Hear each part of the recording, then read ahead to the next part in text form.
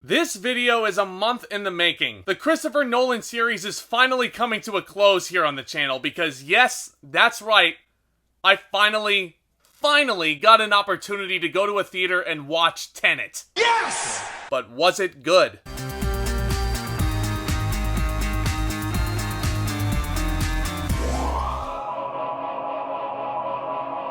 Hey there guys, how's it going? Welcome back to the channel, and that's right.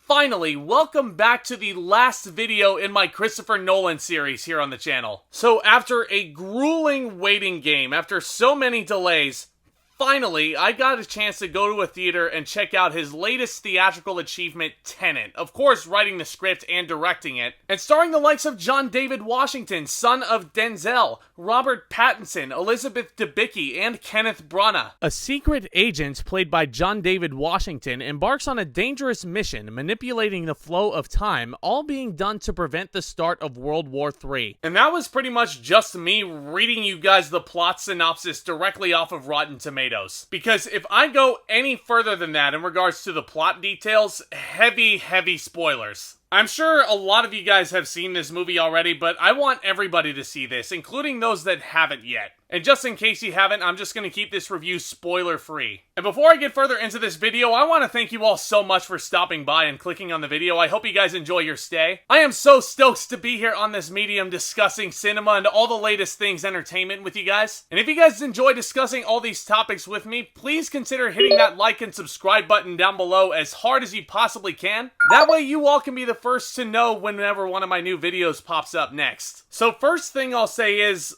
I love heist films, I love spy espionage films, and I honestly love Christopher Nolan's work. So this was one of my most hyped movies of the year, to say the least, and I'm so happy to say that I finally got a chance to see it in a theater last night. And overall, I gotta say, Tenet was well worth the wait. I had an absolute blast watching this from beginning to end. It can be very confusing at times. It's a spectacle to look at. There is so much pizzazz being thrown into the cinematography. Christopher Nolan is toying with his audience's minds here. And all that put together makes this one of the most unique and original films I've seen in a really long time. And I can already tell, once New Year's Eve rolls around, this is going to be on my best of the year list for sure. And I don't think you guys really need me to remind you how intelligent Christopher Nolan is behind the camera. The guy is a freaking genius. Christopher Nolan has done it again, y'all. He has written such an original narrative that was constantly able to surprise me. He is a mastermind of toying with his audience. He places a lot of trust and respect in his audience. He doesn't just spoon-feed the information to us.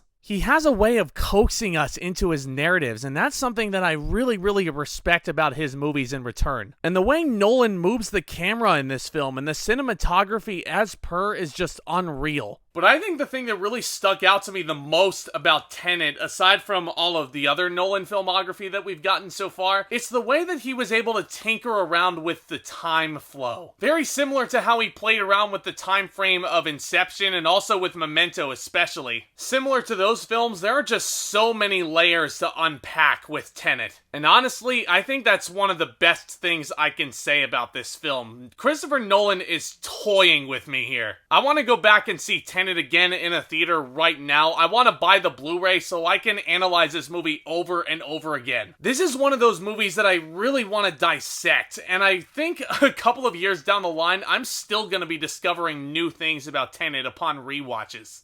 Tenet, I can already tell, is going to be the gift that keeps on giving. I think this is one of the most original spy films I've ever seen, and one of the most unique films I've seen in a long time, period. As per with a Nolan flick, it just looks so beautiful, and also just amazing sound design, such a humongous and grand score to go along with it. One other thing I really loved about this movie is the message that Nolan is trying to convey here. Robert Pattinson's character says it beautifully at one point in this movie. We're here to change the world, not just to observe what happens. I think that's a very poignant message, especially for the world we're living in right now. Now, I mentioned Robert Pattinson, so I might as well just keep on that subject. At this point in his career, he is choosing his projects wisely. He's learned. He is so damn good in this movie, so charming and so funny. His smugness about the whole situation the heroes find themselves in is just so fun to watch. Just excellent, excellent work from him. Speaking of heroes, how about John David Washington? Also excellent here. I loved his performance in every way, taking after his father, I can tell. I loved him in the action scenes, I loved him with the dramatic stuff, and even he gets a lot of really funny one-liners throughout this film. I was extremely invested in this character's journey throughout, even though we never exactly learned his real name. A lot of people think never learning the main character's name is emotionally detaching, but I disagree. I was reminded a lot of 12 Angry Men in that regard. We never learned those characters' names until the very end of the film, and that's one of my favorite movies of all time. I dug this character so much. If you guys want an emotional anchor, look at Elizabeth Debicki's character, and she handles this role so well. Every time she popped up screen,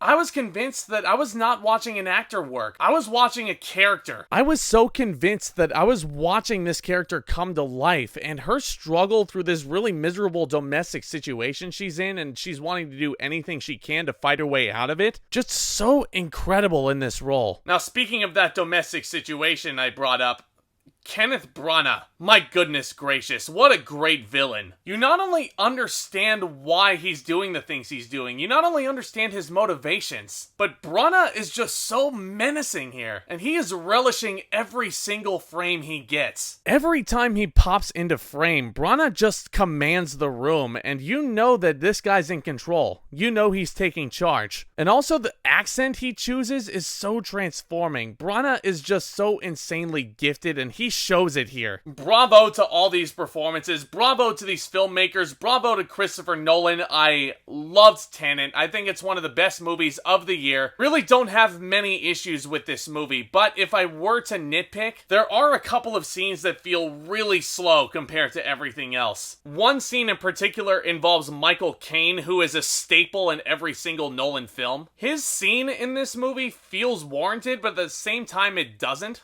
And yeah, that's right. That is Michael Caine's only scene in this movie. It's very, very brief. He's awesome when he turns up, but I wanted a little bit more of him. This may be a case of me needing to watch this movie again to really piece that together into the plot, but needless to say, I was very surprised to not see much of Michael Caine in this movie, considering how often he's in Christopher Nolan's films. And there were also a couple of times where the dialogue was surprisingly inaudible, and I don't think that's due to the speakers in the theater where I was. Nolan really loves playing with the muffled audio in the dialogue, especially in regards to The Dark Knight Rises. That's a perfect example of that. But here, it was extremely noticeable, and unlike Bane, I don't think this inaudible dialogue was intentional. I couldn't believe what I was listening to. I was like, hold on, what? What's he saying? All in all, though, despite my nitpicks, Tenet is awesome. I'm gonna give it an A. I definitely do think it's worth going out of your way to see. If you guys feel safe going back to the theater, this is the film I would choose. I honestly don't know where it ranks on my list of Nolan films, but I will be honest, a lot of people think this is Nolan's weakest movie, and I don't think that's the case by any stretch of the imagination. I definitely enjoyed this movie more than Dunkirk, and honestly,